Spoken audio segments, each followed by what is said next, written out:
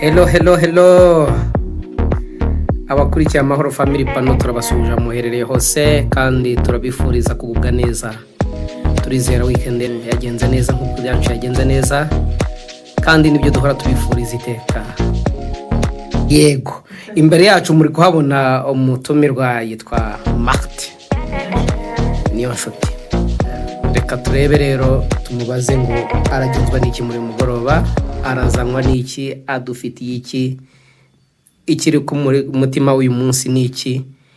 Kongeye mwumva introduction ari byishimo gusa bijyanye n'uko uyu munsi usoje amahoro. Mwebwe bite?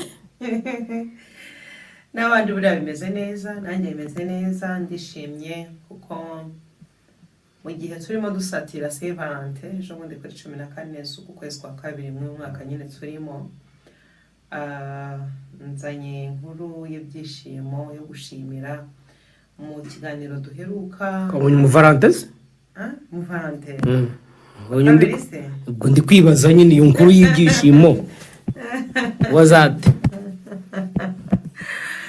Tonyeseka ndamuhorana mu Valentine agenda hazamo n'abandi. Okay. Sako nari kukamenya. Ndashimira inshuti zanjye, ndashimira abavandimwe, ndashimira abantu mwanyigaragarije kuri uriya munsi wa graduation yanjye mwashyira cyumweru. Nabonye inshuti, nabonye mana yanjye sinabona uko mbashimira, ariko mwese hari ubwo umuntu yaba yarakoze ibyo yita bikeya, ariko ngewe kuri jyewe bisobanuye byinshi. Ndabashimira rero mwese inshuti zanjye uko mwanyigaragarije, Imana ibahe umugisha. Hanyuma rero uyu munsi hari poste perutse kubona umuntu yapostinze kuri status ya WhatsApp, ituma nza kubabwira ngo mbere yuko Saint igera hari ikintu ukeneye kugenzura. Bavuga ngo inspiration ni from someone's post. Ni from someone's post kuko bundi abantu tuba kuri social media ibyo tureba yo by'abandi natwe biratwigisha, nkuko nanjye nababwiye ko ibyo mbabwira nifuza ko hari icyo bibigisha nanjye nigira ku bandi, birumvikana. So hari handitse rero ngo iyo ubucuti bwanyu butangiye kuburamo communication, mudacunze neza buba bwenda gusigara mu mateka gusa. Iyo ubucuti bwanyu butangiye kuburamo communication, mudacunze neza buba bwenda gusigara mu mateka gusa. Wenda batumva ururimi rw'icyongereza, communication ni hana makuru. Ubushuti butarimo kuvugana, nimba uvuga umuntu ni inshuti yawe ariko mukaba mutavugana, mudacunze neza busigara mu mateka. So maze gushimira inshuti zanjye zanyigaragarije icyo nari buriya nashatse kuvuga. Hari abampamagaye bampa congratulation, hari abanyandikiye, hari n'abampaye impano. Ariko kumpa impano ntakubona ukanyoherereza ntituvugane, ubwo ngubwo iyo nshuti ibiri kugenda ikendera, niki ibintu bishatse kuvuga. Rero Saint yashyushye ni mu iki cyumweru, ni mu gitaha, ni mu iki cyumweru 14 cyari buriya. Nta telefone ifite hano hafi ngo ndebe, ariko biri hafi cyane muri iki cyumweru tuzatangira ejo. Mbere yuko rero iyo tari kigera kuri 14 hari abantu bari guhinda. Natangiye kubona babarire natangiye kubona kuri status z'urubyiruko abakeneye ngo kontake z'imodoka, abakeneye amafaranga, bavuga ngo muzabe flowers, impano nyinshi bagenda banga inshuti zabo zizabaye. Uretse ko yewe ibyo no by'urubyiruko twebwe bakuze ntabwo rero kubwira umuntu impano zaguha. Umuntu we bimukora ku mutima akavuga ngo ndabona nakugenera iki ngiki. Rero bari abantu barimo bavuga bati n'urubyiruko uzampa iki, none nako nasomye gasekeje kavuga ngo aho kugira ngo uzampa indabyo nguzanka amafaranga ngo ngure umurima nzihingire, bivuga ngo mpore nzifite zeze cyangwa mpore nsoro uko nshaka. So rero iyi inspiration nubwo nayigize cyane ndibanda ku bantu bakuze. Abagore mbaheraho, avuga no ku bagabo. Abagore bakunda cyane. Abagore ndabakunda cyane inshuti zanjye. Nibo mperaho nkabwira n'abagabo, nukuvuga ngo banza mbere yuko wishimira kubona impano ya Saint Valentin cyangwa se nimba hari inshuti zawe ufite, mbere yuko ziguha impano banza ugenzure nimba mukiri inshuti.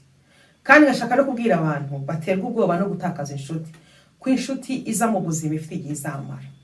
Uvuga ngo hari ukuntu umuntu aba afite inshuti ugasanga communication yanyu yatangiye gucika.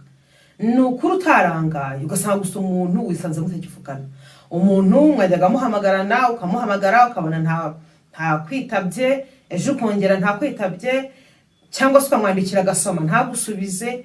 Iyo nshuti mu buzima bwawe nyine ubwo yavuye. Mureka nkubwire, inshuti zawe zifite igihe zizamara.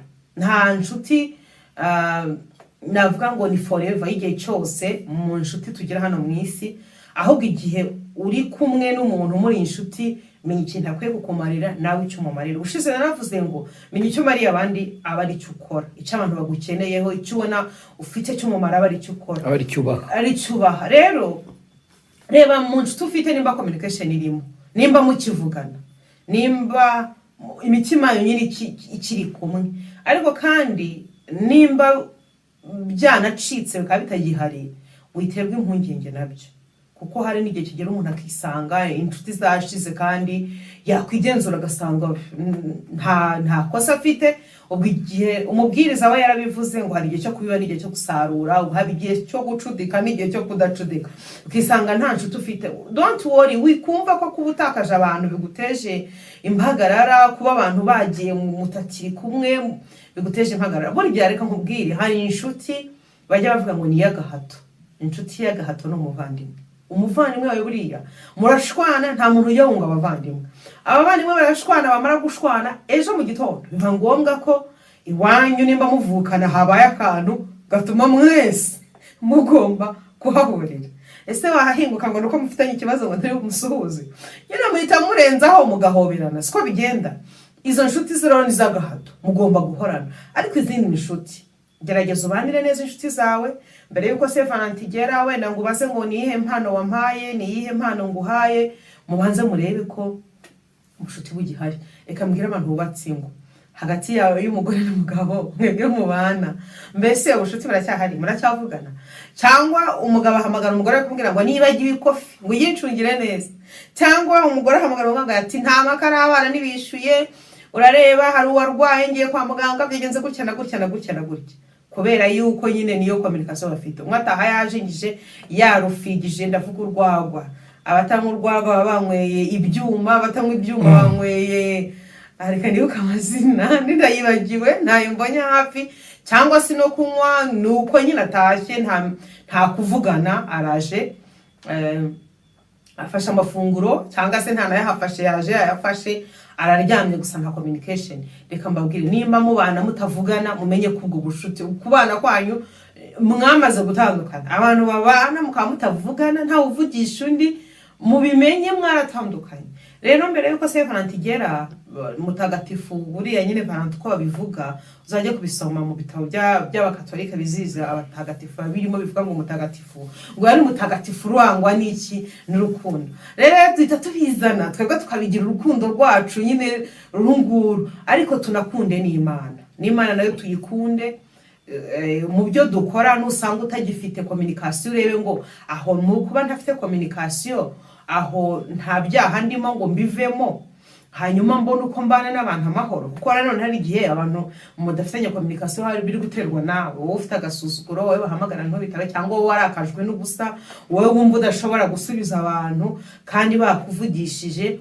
Aho naho nimba ukunda Imana, ijambo ry'Imana ritubwira ngo ntuzakunda Imana utarakunda mugenzi wawe muri kumwe mubana muhorana.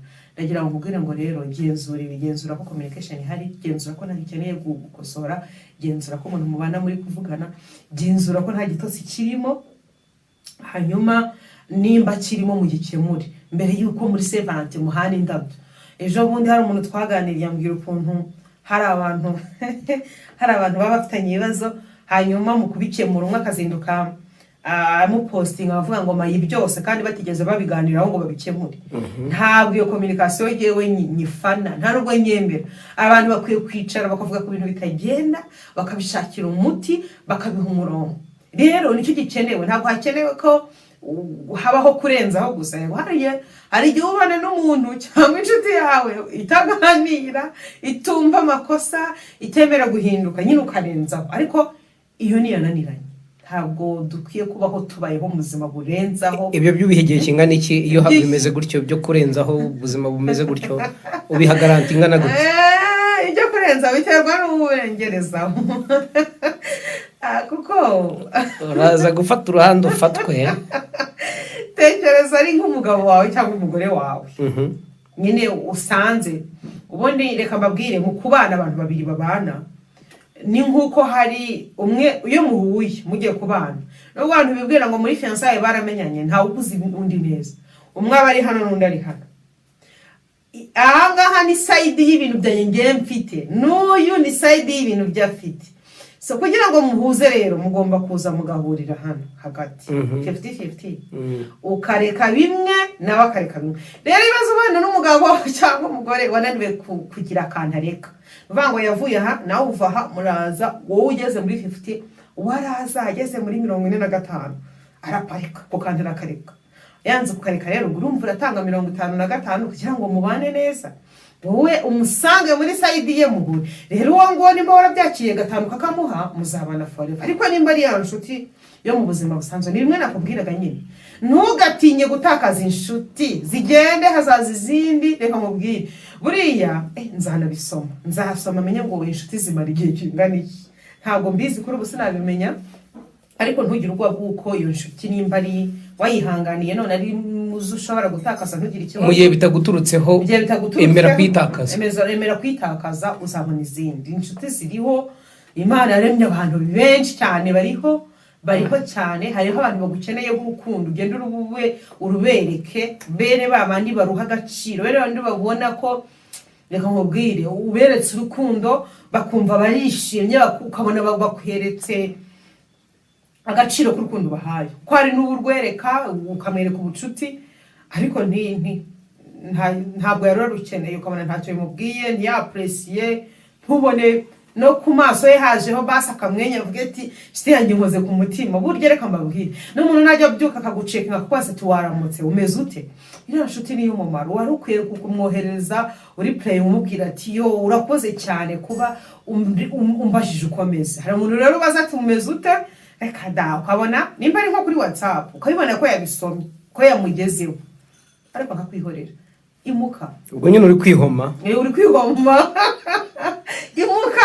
imuka ujya ku zindi nshuti zikeneye urukundo. Hari abantu hariya hanze, hari abantu bariya babana n'ubumuga bwo kuba usiko ikibazo abantu tuba dushaka bya bindi bavangwa kwe bakajya bamugarura ngo gukunda nawe umukunde. Hari abantu hariya, hari abana bo ku mihanda, hari abantu benshi bakeneye abantu babahe urukundo, hari imfubyi, hari abantu bababaye, hari abakecuru bari hariya bari bonyine bakeneye kugenda ukabageraho ukajya kubereka urukundo bakishima, bakabona ubakoreye ibintu badaheruka ukabibakorera. Nimba rero izo zindi muri kugenda nubona bitari gucamo, jya gushaka abandi, hari abarukeneye kandi barukwiye kandi baragushimira banagusabira imigisha ku Mana. Ndumva rero narekera ahangaha nkavuga ngo Saint Valentin nziza, indabyo nyine abagabo bagende bazitugurire, namwe bagore kandi nubwo abagabo badakunda indabyo ntabwo wayoberwa kandi umugabo wawe akunda ugende ukamugurira ukamutahanire. Nawe kuri Saint Valentin zose ngo wateguye neza bitwaye iki? Hanyuma urubyiruko rero namwe nyine twiteze kuzabona inshuti zacu nyinshi bateye ivi kuri Saint Valentin. Ngaho ntimuzavuge no, muzavuge yes. Ubwo mbaye mbabwiye abatazantumira nti say yes. Bye. Urakoze. Uratuvanze. Ndabavanze byose icyarimwe mbivugiye rimwe, buri wese akuremo ibye. Okay, asante sana. Sawa.